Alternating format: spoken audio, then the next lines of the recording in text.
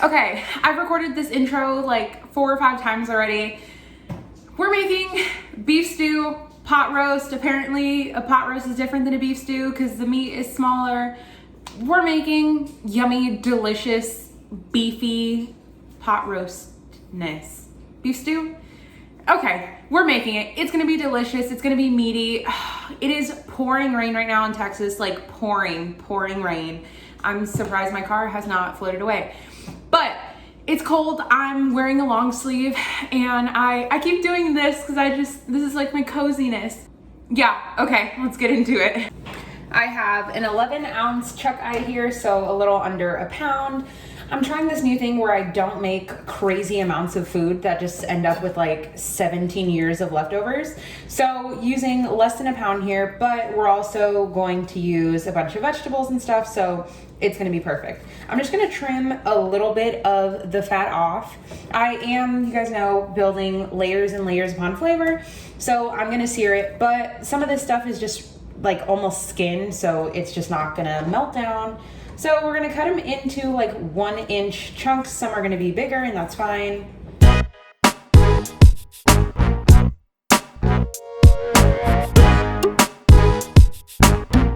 We can add our beef to the bowl.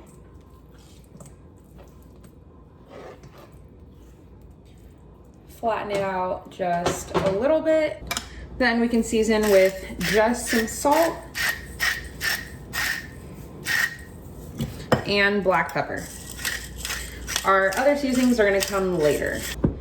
Then to help thicken our beef stew, we're gonna add some all-purpose flour and give that a little mix. If you like your beef stew pretty thin, then just don't bother with the flour.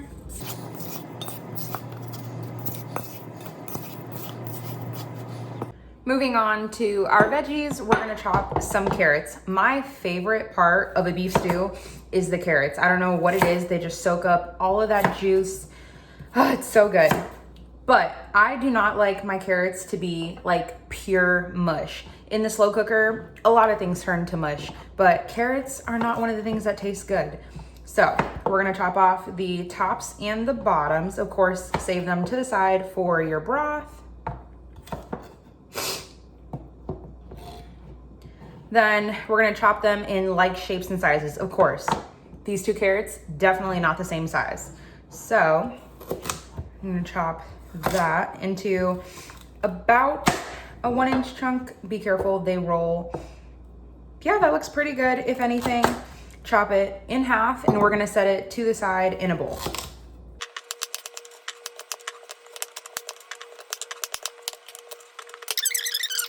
Our next veg is gonna be a bell pepper.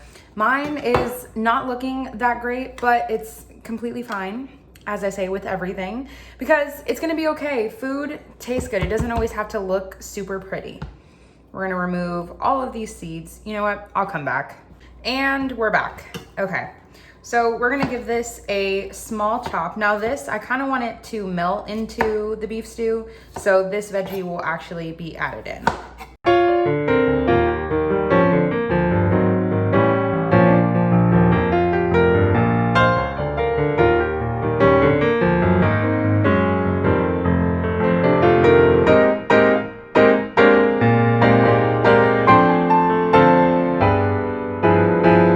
And lastly, half of an onion. This does not have to be perfect either. Just a few slices down. And there she goes. Okay, now we can work on cooking our beef. And I lied, I totally forgot about the celery. So chop off the ends, save these for our broth. And then these leafy tops, I know people feel like you can't eat them. You totally can. They honestly, to me, taste better than the celery. They're a lot more flavorful. And chop off this little end piece here and then just go down too. A lot of these veggies are really just gonna melt into the sauce, so don't worry about making your cuts too perfect. They like to call this rustic. I call this home cooking, and do it how you make it.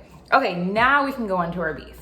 I'm making mine in the Instant Pot because it has a saute function, so I don't have to dirty another pan. But if you don't have an Instant Pot, you can do this same step in a pot. So I have some leftover bacon fat. I'm gonna add that because more flavor.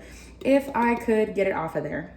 Okay, just a little help. Okay, bacon fat is melted. Now we're gonna add our beef that was sitting with the flour and give it a good sear. Now, if you just wanted to throw everything in there and cook it on low, by all means, do that.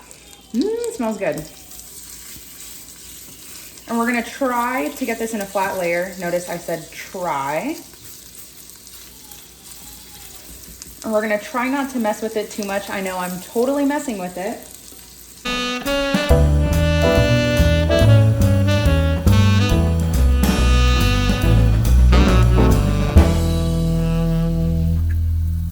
Okay, mine fit all in the bottom, which is so perfect. So now we're gonna let this cook for about 3 minutes aside. I'm gonna check on the beef. I don't know how well you guys can hear me. Okay, that's exactly what we're looking for, is just some color. If your meat lifts off, then that means it's ready to flip. If it doesn't, let it go an extra minute. Ooh, look at that. That's all from that flour, the salt.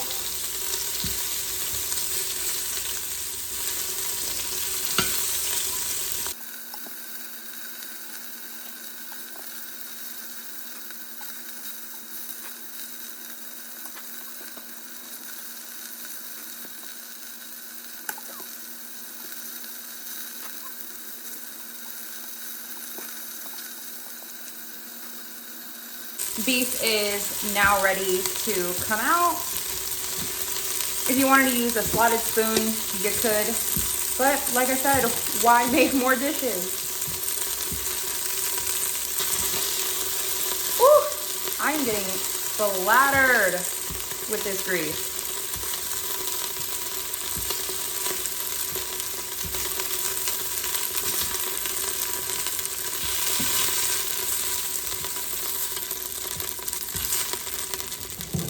Okay, that's quieter now.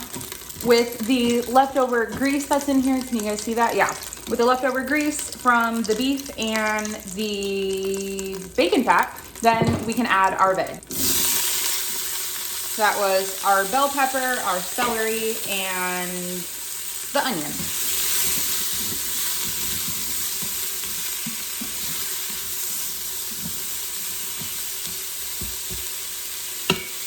These are gonna sweat out. If you need to add a little bit more oil, you can, but some of the juice from the veggies is gonna come out. Let this cook for about 1.5 minutes. We're gonna add some fresh garlic.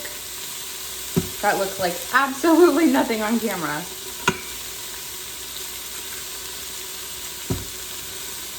Last two. Ugh. And I forgot my scraper, but we'll scrape this in. Okay, hopefully the camera doesn't get too foggy. I'm gonna add a good heaping tablespoon of some tomato paste, and of course, let it hit the heat. And I'm gonna try to blow some air out of here. You guys can see all of these little brown bits. That's from your beef, and that is like ultimate flavor there. So try to scrape as much of that up as possible. Can you guys see? Is it too steamy? Okay, now we can add in our final steps. You guys know I am super aggressive when it comes to seasoning, so I'm gonna use a Zen of Slow Cooking Tuscan multi-cooker seasoning packet. We're gonna do about 1/4 of that. Some paprika, parsley, oregano. That was fresh from my garden. Well, I dried it out from my garden, so gave it a little crush. Some rosemary that I dried out from my garden too. So you're gonna give that a crush so it's not so big. Some thyme, some sage, more salt, and some more black pepper. We can give it a good mix. Okay, try to scrape off the bottom.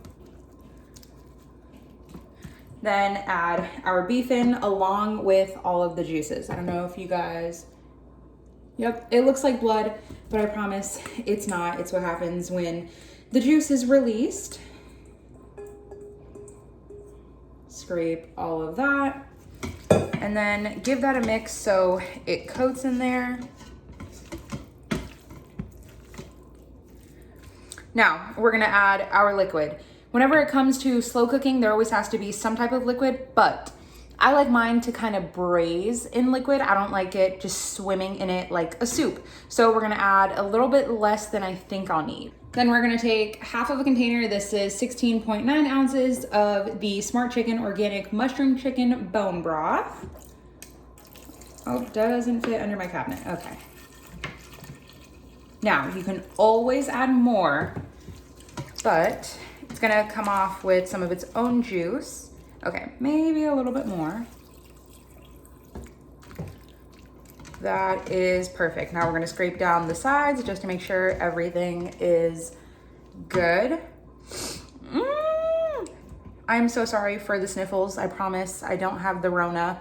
I just have really bad allergies and it's raining, so everything is getting picked up. Okay, this looks so good. So now we're gonna take it off of the saute function and put it on the slow cooker option. And when oh, there we go. Okay, I figured out how to do this. Slow cook for 6 hours. I hope I figured that out. Okay, I think it's working. If it wasn't apparent, I've never made it in the Instant Pot. Oh, I figured it out. Okay, it's beeping.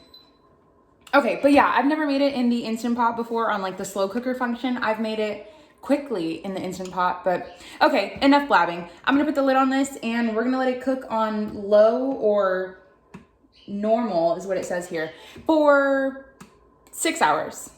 Okay, I did a little Google schmoogle. I don't know why you guys can't see the time on there, but it says 5 hours and 59 minutes.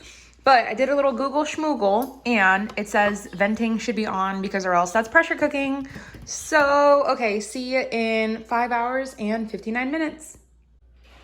We are at the 2 hour and 16 minute mark. This is real life background here. So, already took off the lid. Let's put that to the side.